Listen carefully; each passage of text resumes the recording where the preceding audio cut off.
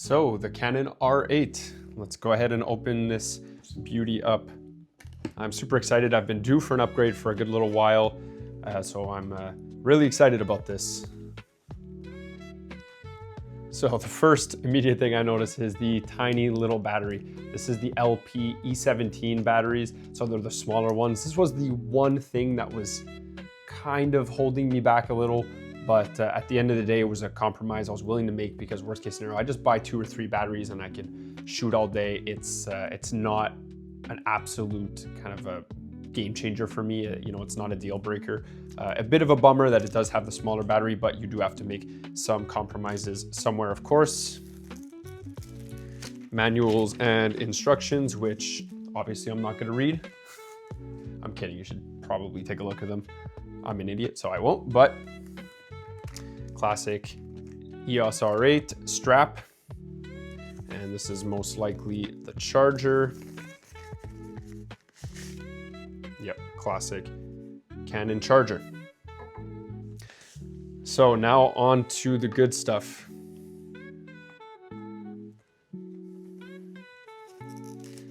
First thing I noticed right away is how light it is. This camera compared to my ADD, my EOS ADD, this thing is tiny, but wow, does it ever feel great. It's like, you know, literally smaller than my hand. It's crazy. The buttons for me are going to be a little bit different to get used to because mine are a different place, but the rotating screen, the beautiful full frame sensor. Wow, so I'm super excited to use this. And one of the reasons I picked this camera over the R7, those were the two I was debating. The R7 has 2 card slots, which is a pro. It has the bigger battery, but it is an APS-C crop sensor. So this is the full frame, I believe 24.2 if I'm correct, megapixel camera. So the R8 for me was something I really wanted. They were both mirrorless, so obviously I was coming from a DSLR, so I was coming from a DSLR, so that was something that I absolutely needed. And I personally opted to go for the body only. There is an option where you can buy this with the kit lens, which I believe is the 24 to 50, or I think you can get the 24 to 105 as well. There's nothing wrong with those lenses. I just wanted to opt for something maybe a bit better quality. So I did pick up the RF 35 millimeter as well. So I'm super stoked on this.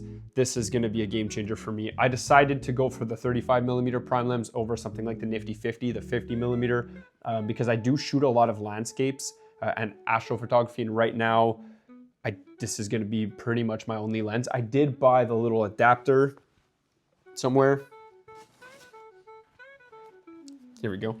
So I did buy the EF to the RF lens adapter. So essentially this is gonna let me use all of my EF lenses without any compromise, but I did want an RF lens just to have a bit of a higher quality glass. So I did pick this up, so I'm really excited about this. But yeah, there you go. That's pretty much everything that's inside the box. This is now empty.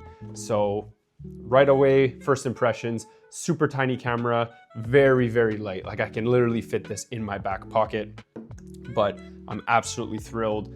And I'm super happy with this purchase. I got a really good deal from one of Canon's sales, so super excited about that.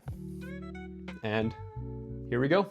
I'm gonna make another video in a few weeks of my first month with this camera, my first impressions, what I like, what I don't like, things like that. But for now, I couldn't be happier. I'm absolutely thrilled. So I'm gonna go set all this up and go take some photos, and we'll touch base soon.